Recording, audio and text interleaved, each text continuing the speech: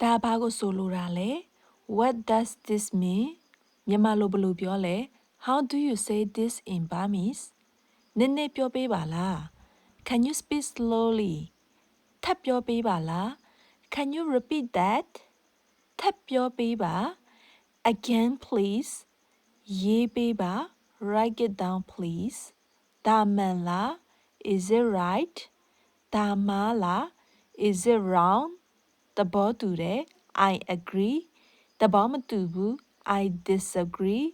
ဂရုမစိုက်ဘူး I don't care မူတည်တယ် It depends ဒါပဲ That's all ကျွန်တော်လည်း Me too ကျွန်တော်လည်းမဟုတ်ဘူး Me neither ကျွန်တော်လည်း So do I ကျွန်တော်လည်းမလုပ်ဘူး Neither do I ဘာလုပ်တာလဲ What do you do